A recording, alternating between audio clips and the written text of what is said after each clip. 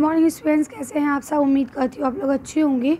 आज आपकी worksheet number 22 आई है। इसे अच्छे से लेबल कर लीजिए, रीड डाल दीजिए, क्लास सब्जेक्ट अपना नाम, अपने टीचर का नाम लिख लीजिए। चलिए पढ़ना शुरू करते हैं। तो आज हम लोग मुग़ल साम्राज्य के बारे में पढ़ेंगे। लिखा है प्रथम मुग़ल शासक बाबर, जो 1526 से 1530 ने जब 1494 में फरगाना राज्य का उत्तराधिकार प्राप्त किया तो उसकी उम्र केवल 12 वर्ष की थी। मंगोलों की दूसरी शाखा उज़्बेकों के आक्रमण के कारण उसे अपनी पैतृक गद्दी छोड़नी पड़ी। अनेक वर्षों तक भटकने के बाद उसने 1504 में काबुल पर कब्ज़ा कर लिया। उसने 1526 में दिल्ली के सुल्तान इब्राहिम लोदी को पानीपत में हराया और दिल्ली और आगरा को अपने कब्ज़े में कर लिया। तो आई बात समझ में आपको कि जो है उसको जब अपने बाबर जो है उसको जब अपने उत्तराधिकार वाली गद्दी मिली थी तो सिर्फ़ और सिर्फ कितने थे, 12 वर्ष के थे, है ना। उसके बाद क्या हुआ, उनको उनकी जो फैमिली के दूसरे मेंबर्स थे उन्होंने हरा दिया था, जिसके बाद उन्हें अपनी जो फैमिली और हुकूमत थी उसे छोड़ना पड़ा और काफ़ी सालों तक वो भटकते रहे जंगलों में। उन्होंने अपनी फ़ौज वगैरह बनाई और दोबारा से उन्होंने 1504 में काबुल पे कब्ज़ा किया और 1526 में दिल्ली के सुल्तान इब्राहिम लोदी को हराकर क्या करा, आगरा और दिल्ली में कब्ज़ा कर लिया। ठीक है, अब ये देखिए ये आपको बाबर बनाए हैं। यहाँ आगे देखिए क्या लिखा है। 1526 में पानीपत के मैदान में इब्राहिम लोदी एवं उसके अफ़गान समर्थकों को हराया। ठीक है, 1526 में बाबर ने क्या काम करा है, उनको हराया है।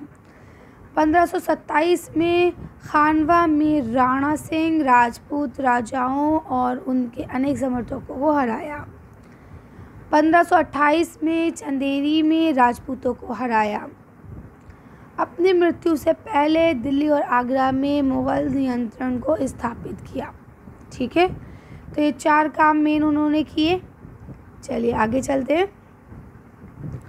मुग़ल बादशाह बाबर के संदर्भ में कुछ रोचक तथ्य यानी कुछ इंटरेस्टिंग फैक्ट है। यहाँ पे क्या लिखा है। नंबर 1, बाबर ने राजसभा सिद्धांत में परिवर्तन कर सुल्तान की जगह बादशाह की पदवी ली। ठीक है, यानी पहले लोग सुल्तान हुआ करते थे, उन्होंने क्या कर दिया, बादशाह कर दिया। बाबर ने भारत में सर्वप्रथम तोपों का इस्तेमाल किया, यानी कि बाबर ही पहला वो बादशाह था जिसने तोपों का इस्तेमाल किया। बाबर तुर्की भाषा का अच्छा जानकार था। जाहिर सी बात है, वो ईरान उधर से ही आया था, आपके ईरान अफ़गानिस्तान होते हुए, तो उसे तो जाहिर सी बात है तुर्की ज़बान आएगी।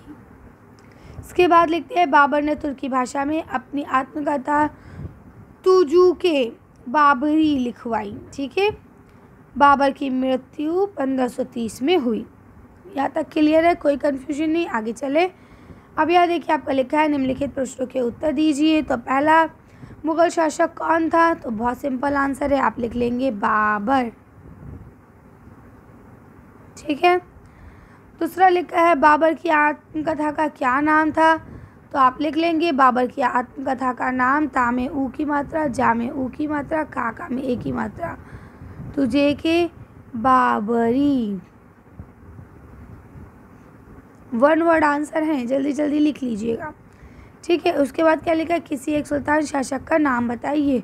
ठीक है, तो सुल्तान शासक जो थे, क्योंकि देखिए बाबर से पहले तक सुल्तान शासक हुआ करते थे। ठीक है, उसके बाद जो है फिर कौन आ गए, फिर बादशाह हो गए, है ना। तो अभी हम लोग पढ़ के आए ना, किसी एक सुल्तान शासक का नाम बताइए, तो यहाँ हम पढ़ के आए हैं कि सुल्तान इब्राहिम लोदी। ठीक है, तो आप लिख लेंगे इब रा हा मी की मात्रा मा, इब्राहिम ला में ओ की मात्रा, दादा मी की मात्रा दी, लोदी, इब्राहिम लोदी। ठीक है, चलिए तो आज की वर्कशीट को हम ये ख़त्म करते हैं। अच्छी वीडियो में बस इतना ही। अगर आपको हमारी वीडियो पसंद आई हो तो प्लीज़ इसे लाइक और शेयर करें। अगर अभी तक आपने हमारे चैनल को सब्सक्राइब नहीं किया तो प्लीज़ हमारे चैनल को सब्सक्राइब करें। Thank you for watching.